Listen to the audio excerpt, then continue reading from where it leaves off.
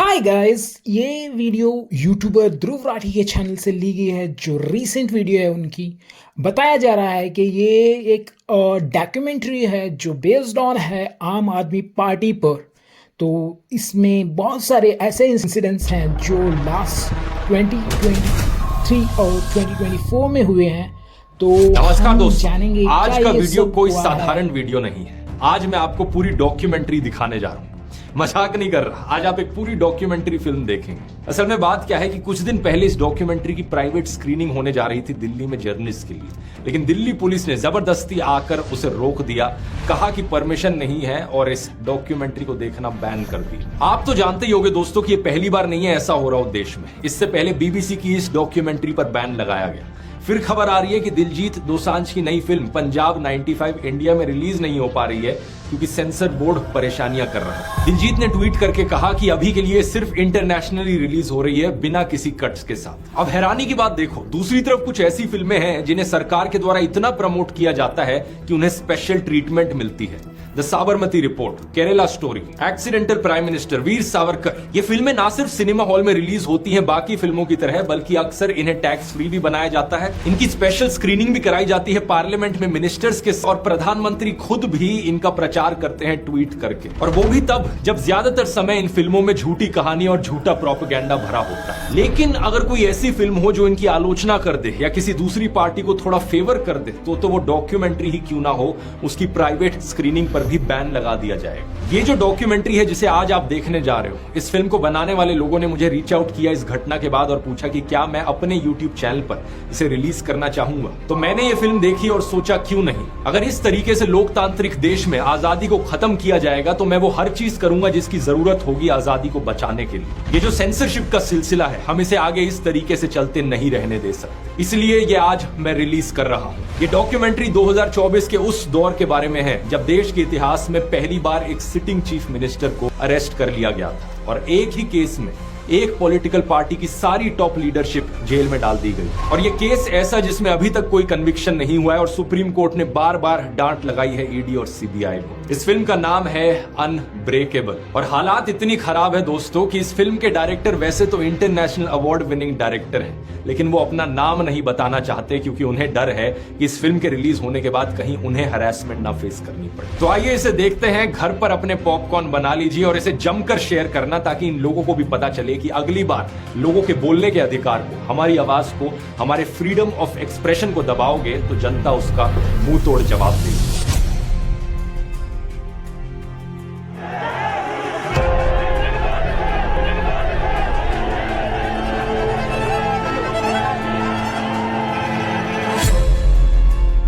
अरविंद केजरीवाल पहली बार सरकार बनाने में कामयाब हुए। 70 में 67 सीटें कोई सोच सकता है? 70 में 62 सीटें कोई सोच सकता है साहब? तो उसके बाद से विरोधियों को लगा कि नहीं भाई, ये तो जमीन पे जो है वो काम।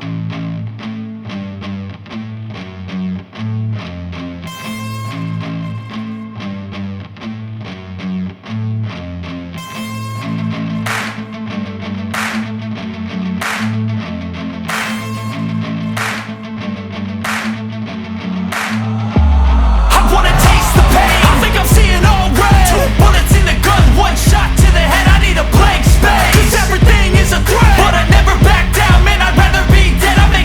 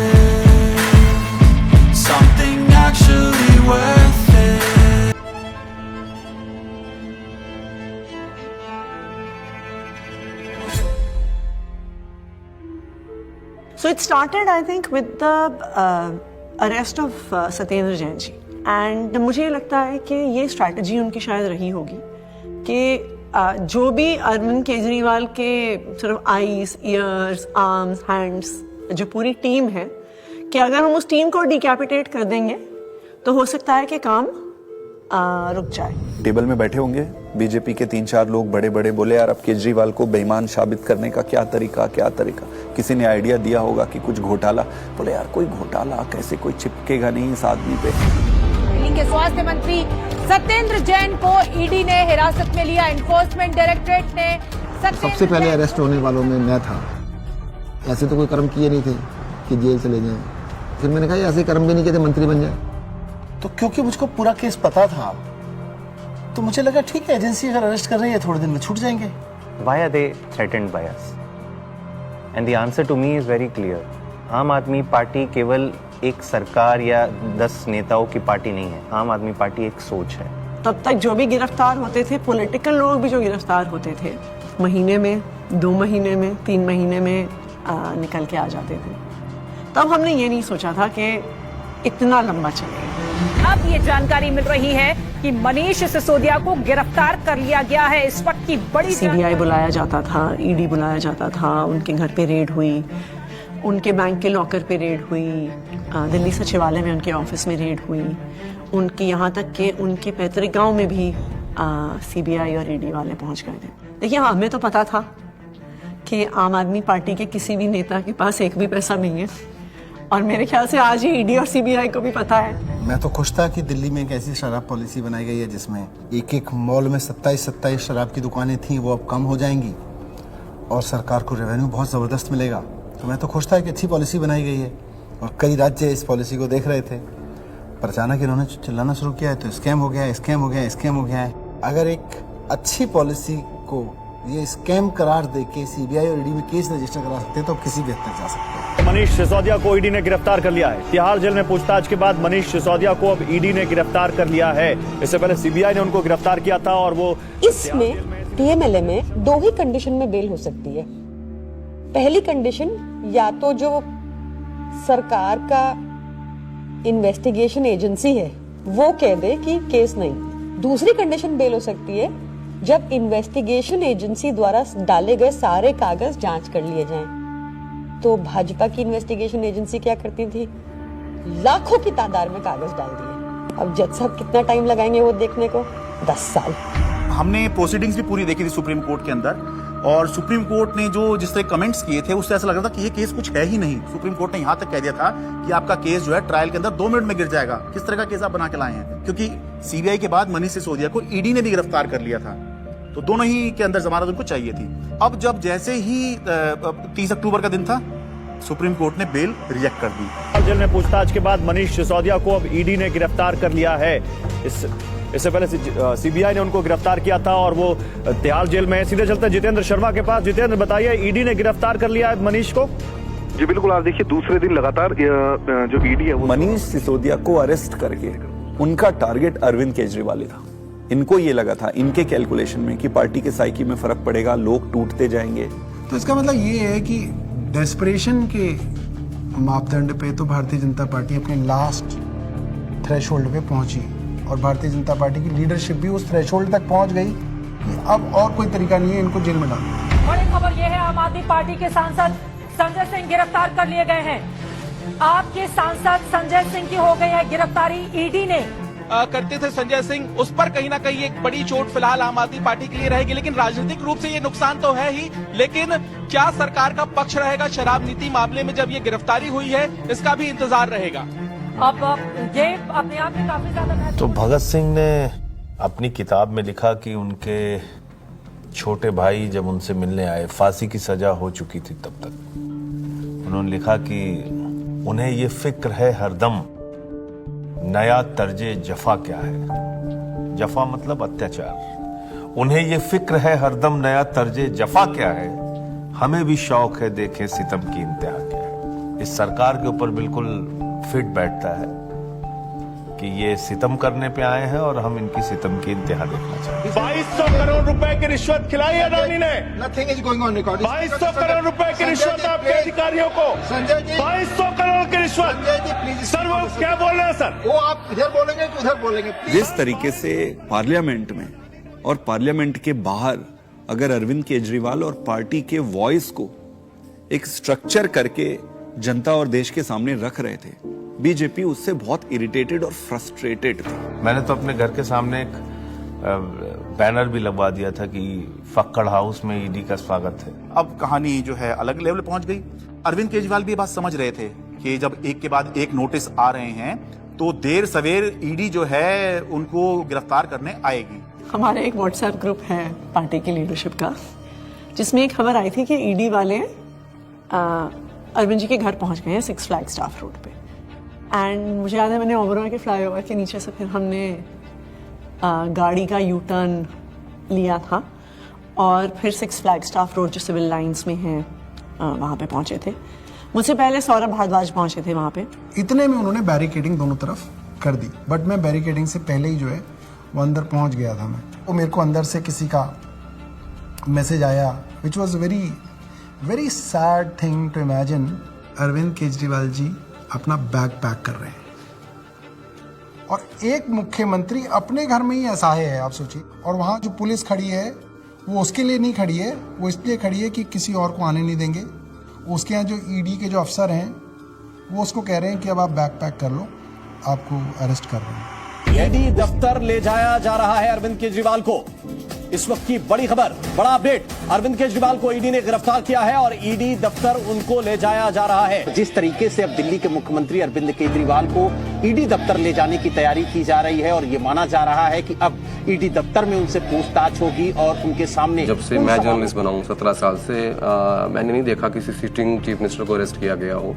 तो मेरे मन में एक बात अंदर से आई कि पार्टी खत्म नहीं होने थी, सरकार नहीं खत्म होने थी। तो उस समय जो बाहर थे, जैसे संदीप पाठक बाहर थे जो संगठन के काम देखते हैं, हमारे जो कैबिनेट के जो साथी थे, आतिशी थी, सौरभ भारद्वाज थे, हमारे सोशल मीडिया के जैस्मिन थे। तो फिर हम सब लोग हमारे घर पे ही हमने सबको बोला, हम लोग वहीं धीरे धीरे वहीं गैदर हुए।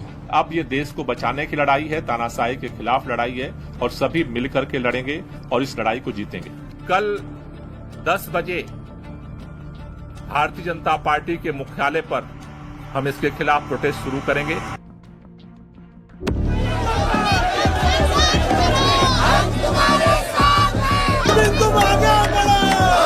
सबसे पहले मैं पहुंचा वहां।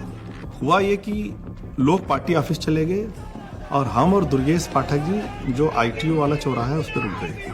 आईटीओ पे मैं जब पहुंचा तो मैंने देखा कि मेरे सामने ही आतिशी और सौरभ को अरेस्ट कर लिया गया।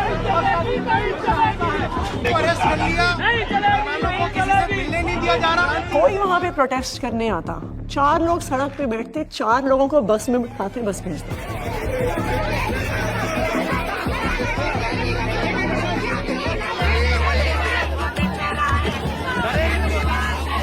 आईटीओ के ऊपर एक फुटओवर ब्रिज है, ऊपर अगर आप जाओगे तो मैं लोकेशन चेंज करता रहता था। तो कहीं एक जगह जाके ऐसे शांत खड़ा हो जाता था, फिर मैं देखता था कौन आ रहा है किधर से, तो मैं देखता था उधर से 20 लोग आ रहे हैं, तो उनमें से मैं पहचान जाता था। मोस्टली मैं ऑर्गेनाइजेशन में काम करता था तो सबके नंबर थे, तो मैं उनको फ़ोन करके बोलता था अभी रुक जाओ 10 मिनट, मैं जहाँ बोलूँगा उस डायरेक्शन में जाना।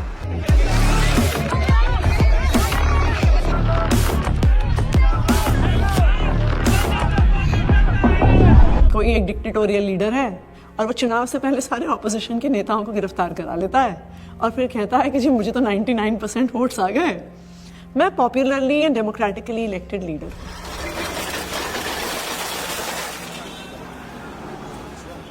Can I have water? इसको इधर रख सकते हैं बगल में, इस टेबल को इधर रख दो। 2013 में सबसे पहले लोगों ने हमें वोट क्यों दिया? हम तो कुछ भी नहीं थे, कभी कहीं सरकार नहीं चलाई थी, हम तो ये भी नहीं कह सकते थे हमने ये काम करके दिखा दिया हमें वोट दो। अन्ना आंदोलन किया था, तो अन्ना आंदोलन में लोगों ने देखा ये लड़के बड़े ईमानदार हैं, देशभक्त हैं, जिद्दी हैं, किसी चीज़ पे अड़ जाए तो करके रहते हैं। ये क्वालिटीज़ जनता को हमारी पसंद आई। इस क्वालिटी को वो ख़त्म करना चाहती थी बीजेपी। तो उन्होंने कीचड़ फेंकना चालू किया, करप्शन किया, केजरीवाल ने पैसे खाए, एक ताना बना बुना गया, लोगों को ज़बरदस्ती करके स्टेटमेंट्स दिलवाए गए, प्रेशराइज कर करके हमारे खिलाफ झूठे बयान दिलवाए गए। लेकिन कुदरत तो कुदरत है, ये क्या है, बीजेपी कुछ नहीं है कुदरत के सामने। हम लोग कुछ पहाड़ तिहाड़ के खड़े थे एंड आई रिमेम्बर थिंकिंग कि एज ऑफ दैट टाइम हमारी कोर टीम के 5 लोग उस समय उस दीवार के उस पार थे। मेरे हाथ में बहुत कुछ नहीं था, सब ऊपर वाले के हाथ में था। और मैंने अपना अंदर समय बहुत मेडिटेशन करते हुए और गीता पढ़ के बिताया। वहाँ पे सबसे ज़्यादा जो चीज़ परेशान करती है वो होती है अनसर्टेनिटी।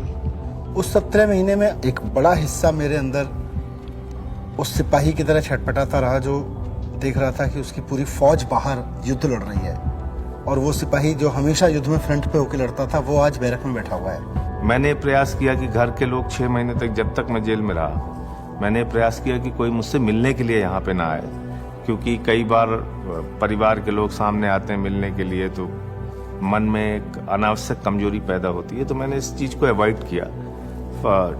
फ़ोन पे जब वो वीडियो कॉल पे जब बात होती थी, वीडियो कॉल करते थे तो हंसते थे, लेकिन वो हंसी के पीछे कुछ ना तकलीफ छुपी होती है, क्योंकि पत्नी से बेहतर कोई नहीं समझ सकता है।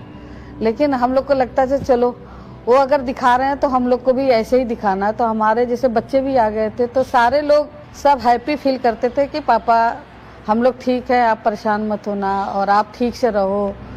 एक बारी ना कपिल मिश्रा ने आरोप लगाया था 2 करोड़ का कि सत्येंद्र जैन ने अरविंद केजरीवाल को 2 करोड़ की रिश्वत दी। तो मेरी बेटी स्कूल में पढ़ती थी तो उसका नाम स्कूल में 2 करोड़ ही रखा गया था। तो बच्चों के लिए बहुत, मुझे लगता है ये दौर ऐसा चल रहा है जिसमें कि बच्चों को भी स्पेयर नहीं किया जा रहा है। फैमिली के अंदर अभी तक क्या होता था कि अगर पॉलिटिक्स है तो 2 पॉलिटिकल पार्टीज के बीच में, अपोनेंट्स के बीच में, उसमें फैमिली इन्वॉल्व नहीं होती थी। अब थोड़ा सा लेवल कुछ ज़्यादा ही नीचे आ गया है। जब जेल में था तो परिवार को तो मिस नेचुरली करते ही हो आप, और विशेष रूप से जब आपकी वाइफ बीमार हो, आपका बेटा भी केवल कॉलेज में पढ़ता हो।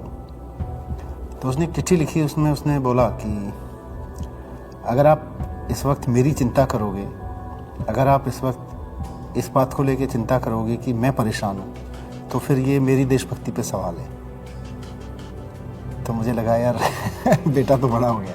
आपने अगर मेरी चिंता में जरा भी वक्त जाया किया तो फिर वो मेरी देशभक्ति का अपमान होगा। That would be a insult to my patriotism, कि अगर मैं देश के सबसे अच्छे शिक्षा मंत्री को ये विश्वास नहीं दिला पा रहा कि आप अपना काम करो, मैं यहाँ पे एकदम सेट हूँ, आपको मेरी चिंता बिल्कुल करने की जरूरत नहीं है, तो that would be an insult to my patriotism and I felt that, I even feel that today. Phone आता था, 5 मिनट का फोन होता था वो डेली जो आता था, तो उसमें ऐसा तो नहीं है कि मैं ये कह दूं कि मैं बीमार बहुत हूँ या मैं कुछ भी हूँ, हाँ सब ठीक है, खाना खा लिया, हाँ इतना होता था। जो ड्रेडेड क्रिमिनल्स होते हैं ना, उनको सोलिटरी कन्फाइनमेंट में 2 हफ्ते से ज़्यादा नहीं रखते, उसको इनह्यूमन माना जाता है। तो मुझे लगातार कई महीने तक सेकेंड फेज के अंदर सोलिटरी कन्फाइनमेंट में रखा गया। सॉलिटरी कन्फाइनमेंट में आप जेल ऑफिसर्स और मेडिकल स्टाफ, इनके अलावा आप किसी से बात नहीं कर सकते। सो आई वॉज ऑल अलोन। आपको चाहिए कोई बात करने के लिए, गप्पे मारने के लिए, अपने मन की भड़ास निकालने के लिए, कुछ भी बोलने के लिए, वो अलाउड नहीं था। मतलब 2 जालियों के बीच में से बात करें, शीशा लगा हुआ है, इधर से फोन पे मैं उधर से हूँ, एक चीफ मिनिस्टर हूँ, दूसरे चीफ मिनिस्टर से मिलने आया हूँ, सिटिंग दोनों। जेल नंबर 1 में मैं था, जेल नंबर 2 में अरविंद जी थे, उसके बीच में एक दीवार ही थी। कभी कभी लगता था आवाज जोर से तो हो सकता है पहुंच जाए उधर। कई बार जेल के अंदर जब ऐसे मौके आते थे, ऐसे मोमेंट्स आते थे जब आदमी कमज़ोर फील करता था, तब मुझे लगता था यार मनीष की तरफ मैं सोचता था कि मनीष को 1.5 साल हो गया, उसकी तो वाइफ भी इतनी बीमार है, वो नहीं टूटा, सो हमें भी हिम्मत रखनी है। ये बड़ा वो था कि उन्होंने मेरी दवाइयाँ रोक दी। 15 दिन के लिए मैं शुगर का पेशेंट हूँ और 10 साल से मैं इंसुलिन पे हूँ, और 15 दिन उन्होंने मुझे इंसुलिन दी। मेरा शुगर 350 400 पहुंचने लग गया। जब जयप्रकाश नारायण इमरजेंसी के दौर में जेल गए थे, जब वो जेल गए थे उनकी दोनों किडनी ठीक थी, और 4 महीने बाद जब वो जेल से बाहर आए उनकी दोनों किडनी खत्म हो चुकी थी। Mr. Kejriwal, in fact, wrote to Tihar jail authorities alleging that he was not being administered insulin despite flagging his peaking sugar levels. ये जेल वाले कहते थे कि इंजेक्शन नहीं देंगे, प्रिस्क्राइब्ड नहीं है। पता नहीं कितने साल से वो इंजेक्शन ले रहे थे, सब प्रिस्क्राइब्ड था। भारतीय जनता पार्टी के कहने पर अरविंद केजरीवाल जी की इंसुलिन रोके हुए हैं। ऐसा लगने लगा कि यार क्या ये जेल में रख के इनको मारने का प्लान बना रहे हैं। क्योंकि पॉलिटिक्स एक अलग होती है, लेकिन पॉलिटिक्स का मतलब ये नहीं होता है कि मैं आपको निपटा ही दूंगा। तो ये इंसुलिन वाली बात जो है ये तो निपटाने वाली बात है। विरोधी होते हैं राजनीति में, लेकिन दुश्मन नहीं होते। कोर्ट के आदेश पर डॉक्टर्स की कमेटी बनती है, उसके बाद जो है इंसुलिन दी जाती है। आम आदमी पार्टी का मोराल जो था वो डाउन था। क्यों? कि आम आदमी पार्टी जो है वो 2 चीज पे चलती है, केजरीवाल का नाम और वॉलंटियर का काम। वो दौर थोड़ा ऐसा था कि लगा था कि अब आम आदमी पार्टी जो है वो अब बचेगी नहीं, क्योंकि केजरीवाल के बाद कौन। कई बार ऐसे क्षण आए, ऐसे मोमेंट्स आए जब लगा कि अब सब खत्म हो गया, अब सब बर्बाद हो गया, there is no coming back from this, we have hit rock bottom.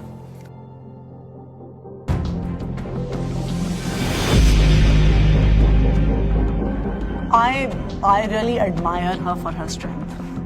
वो खुद पब्लिक डोमेन में आई पहली बार। मुझे लगता है कि शायद रामलीला मैदान में जब उन्होंने बोला होगा, that was probably the first time that she ever gave a political speech. सभी भाइयों, बहनों, माताओं, बुजुर्गों, आप सभी को मेरी राम नाम। अच्छा, ओके। मेरे को तो समझ नहीं आ रहा था अरविंद कैसे संभालते हैं। मैं तो बार बार यही सोचती थी कि वो तो हमेशा इसी उसमें रहते हैं। It's such a turmoil, it is not easy.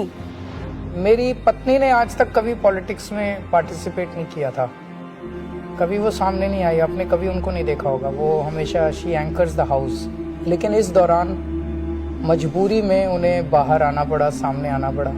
कुछ प्लानिंग नहीं थी, इट्स जस्ट दैट कि मैं अरविंद जी से मिलने गई, उन्होंने कहा कि ये मेरा मैसेज पार्टी तक दे दो, क्योंकि ये एप्रीहेंडेड की पार्टी में तो बड़ी खलबली जो भी है। उन्होंने एक मैसेज दिया और उस मैसेज की मैंने एक वीडियो रिलीज कर दी, अरविंद जी का मैसेज। तो वो स्लोली शायद एक एंकरिंग हो गई मेरी, और मेरा एक रोल डिफाइन हो गया, मेरी एक जिम्मेदारी डिफाइन हो गई। और जिस तरह से वो सारे पार्टी के सीनियर लीडर्स से, चाहे वो पंजाब के थे, चाहे वो देश भर के दूसरे राज्यों के थे, चाहे वो दिल्ली के थे, सबसे मिल रही थी, सबको हौसला दे रही थी और सबको एकजुट रखा उन्होंने, वो मुझे लगता है कि काफ़ी काबिल तारीफ है। उनके साथ जो है विधायकों की मीटिंग कराई गई ताकि सबका भरोसा बना रहे कि हाँ, घबराने की जरूरत नहीं है, अभी भी सब कुछ ठीक है। तो वो संवाद पार्षदों के साथ में, विधायकों के साथ में, मंत्रियों के साथ में, सांसदों के साथ में, ये सब सुनीता केजरीवाल ने ये सब किया। मुझे याद आ रहा है कि मार्च के शायद आखिरी दिन रहा होगा, दिल्ली के अंदर रामलीला मैदान में इंडिया ब्लॉक की एक बड़ी रैली हुई, और वो रैली इसलिए हुई कि एक तरफ अरविंद केजरीवाल को गिरफ्तार किया था, मौजूदा मुख्यमंत्री को गिरफ्तार किया था, देश में ऐसा पहली बार हुआ। दूसरी तरफ झारखंड के मुख्यमंत्री हुआ करते थे, उनको गिरफ्तार किया गया था।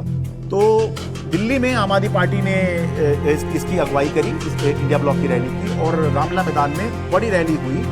और उस रैली का जो अचीवमेंट था कि इंडिया ब्लॉक के सारे बड़े नेता उस एक मंच पर आ गए, अपनी सारी जितनी भी उनकी आपसी विवाद हैं, आपसी मतभेद हैं, जो होता है, होगा भी, पहले भी था, आगे भी होगा, लेकिन उसके बावजूद भी जब अरविंद केजरीवाल की गिरफ्तारी का मुद्दा था, तो उसको लेकर सोनिया गांधी, प्रियंका गांधी, राहुल गांधी, ये तीनों जो हैं उस दिन इंडिया ब्लॉक की रैली में आए, और सारे बड़े नेता जितने गठबंधन में हैं, चाहे वो अखिलेश यादव हों, शरद पवार हों, और उससे जो है एक माहौल बना कि बीजेपी से लड़ने के लिए, या बाद में बीजेपी ने जब ये इंडिया गठबंधन बनते देखा तो एनडीए भी कहना शुरू कर दिया, उससे पहले बीजेपी ही चल रही थी। एनडीए से लड़ने के लिए एक इंडिया ब्लॉक जो है वो अब बन गया है, जिसमें मिलके जो है बीजेपी को चुनौती दे सकती है। भारतीय जनता पार्टी इसलिए इस मॉरल वॉर को हार गई क्योंकि हमारे तमाम नेताओं के गिरफ्तार होने के बावजूद भी हम एक दिन भी डिफेंसिव नहीं थे। ये जेल भेज दें, कितने मुकदमे हमारे पे रोज चल रहे हैं, कोर्ट की तारीख आती है, जाते हैं, भुगतते हैं, पुलिस वाले आते रहते हैं, SHO बदलते रहते हैं, रोज मुकदमे होते रहे। आम आदमी पार्टी का जो DNA है वो भारतीय जनता पार्टी के आगे झुकेगा नहीं, दबेगा नहीं, रुकेगा नहीं, और आम आदमी पार्टी इसीलिए जिंदा है। एक अहम मुकाम जो था इस संघर्ष का तब आया जब अचानक से 2 अप्रैल को सुप्रीम कोर्ट ने संजय सिंह को जमानत दे दी। संजय सिंह को जमानत मिल गई है। आम आदमी पार्टी के सांसद संजय सिंह को जमानत मिल गई। जश्न का वक्त नहीं है, जंग का वक्त है। संघर्ष के लिए तैयार हो जाओ, जम के लड़ेंगे और लड़ेंगे। That was the time at which I felt कि शायद हमारी इमोशंस बाहर निकल कर आए। एंड जिस दिन मनीष जी की बेल हुई थी, और मुझे याद है उस दिन I was at a school inauguration. I am not very prone to being, मैं बहुत ऐसे इमोशनल व्यक्ति नहीं हूँ, पर उस दिन तो मैं स्टेज पर ही रोने लग गई थी। मैं एक पब्लिक उसमें थी, इनॉग्रेशन में थी। मनीष सिसोदिया को सुप्रीम कोर्ट से जमानत। इन्होंने स्टडी तो पूरा किया और उन्होंने सीढ़ी भी ठीक बनाई थी, बट वो सीढ़ियाँ ना, इसको ये नहीं पता था कि सारे केजरीवाल के रंग में रंगे हुए। डिले किया जा रहा है, डिले पर डिले, वो मनीष सिसोदिया की तरफ से नहीं, जब बल्कि प्रक्रियागत है। और तुमने सारे के सारे रिसोर्सेज यूज कर डाले। तुमने ED यूज कर डाला, तुमने CBI यूज कर डाली, ACB यूज कर डाली, विजिलेंस यूज कर डाला, दिल्ली पुलिस यूज कर डाली, सारा मीडिया का नैरेटिव यूज कर डाला। पूरी पावर तुमने, मतलब कितनी गन पावर है बीजेपी की, आपने सब कुछ यूज करके इन सारे लीडर्स को अरेस्ट कर दिया। उसका रिजल्टेंट क्या है? 0।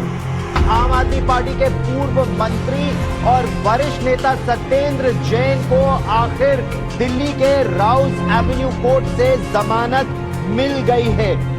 हमें पता तो था ही कि आज नहीं तो कल, कल नहीं तो परसों बाहर तो आना ही है, क्योंकि हमने कुछ किया नहीं। अगर हमने कुछ किया होता तो शायद हम BJP ज्वाइन कर लेते, जैसे बाकियों ने किया। अरविंद केजरीवाल को जमानत मिल गई है। जिस खबर का इंतजार आम आदमी पार्टी के नेता कार्यकर्ता लंबे वक्त से कर रहे थे, वो खबर आ चुकी है। अरविंद केजरीवाल को जमानत मिल गई है। अभी की बहुत बड़ी खबर, दरअसल अदालत। तो ये इलेक्शन डिफाइन करेगा कि आम आदमी पार्टी कहां जाएगी, और अगर ये इलेक्शन अरविंद केजरीवाल जीतते हैं तो वो उस लीग में आ जाएंगे जहां पर ये चर्चा होने लग जाएगी कि अगर 2029 में लोकसभा का चुनाव होगा तो क्या अरविंद केजरीवाल प्रधानमंत्री का एक चेहरा हो सकते हैं। वो चर्चा होगी। नहीं, मैं कभी अपने आप को ऐसे नहीं सोचता कि मैं कभी PM बनूंगा, या कभी ऐसे भी नहीं सोचा था कि मैं CM बनूंगा। सो PM बनना मेरी ज़िंदगी का कोई मकसद नहीं है, लेकिन जो भी सरकार आए इसे ख़त्म करना होगा। मैं चुनाव के टाइम में चुनाव लड़ो, आपस में एक दूसरे को गाली गलौज मत करो। आपने जो काम किए वो जनता के सामने रखो, आप जो विजन लेके आए हो वो जनता के सामने रखो। जनता को जो पार्टी पसंद आएगी उसको जिताएगी। जीतने के बाद सारी पार्टियों को मिलके फिर काम करना चाहिए, देश के लिए काम करना चाहिए, चाहे पक्ष में हो विपक्ष में हो। विपक्ष को कंस्ट्रक्टिव क्रिटिसिज्म करना चाहिए ताकि सरकार अच्छा काम कर सके, लेकिन एक दूसरे का जेल में डालना ये अच्छी राजनीति नहीं है। मैं दिल्ली की जनता से पूछना चाहता हूं, मैं देश की जनता से पूछना चाहता हूं कि क्या केजरीवाल ईमानदार है कि गुनहगार है। दोस्तों, 2 दिन के बाद, आज से 2 दिन के बाद मैं CM की कुर्सी से इस्तीफा देने जा रहा हूं, और मैं तब तक CM की कुर्सी पे नहीं बैठूंगा जब तक जनता अपना फैसला ना सुना दे। Did you anticipate his resignation, and why did he resign? रुके न जो, रुके न जो, झुके न जो, दबे न जो, मिटे न जो, हम वो इंकलाब हैं, जुल्म का जवाब हैं, हर शहीद हर गरीब का हम ही तो ख्वाब हैं।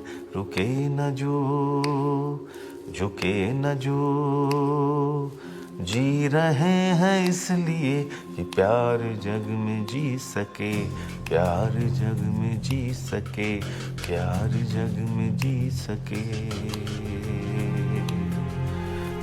जब हमने पार्टी बनाई थी तब सभी नेताओं और मीडिया ने कहा था कि इनकी एक भी सीट नहीं आएगी, लेकिन जनता ने मुझे मुख्यमंत्री बना दिया।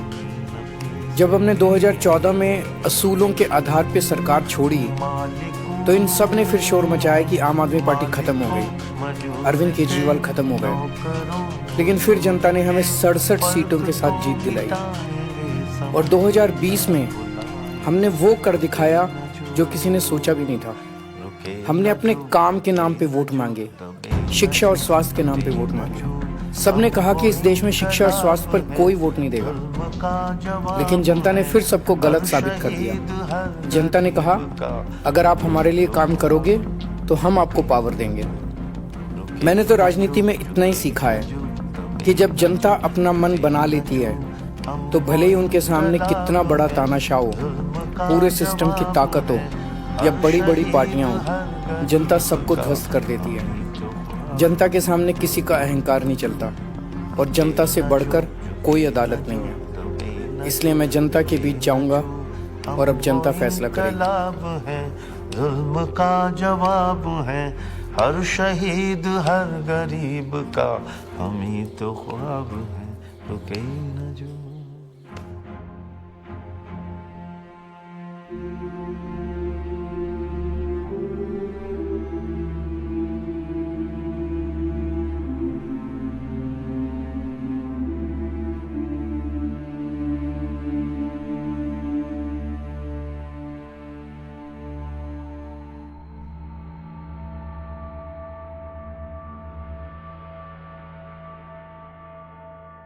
और ये क्या, एक सवाल ये भी बनता है, क्या ये सब सच है?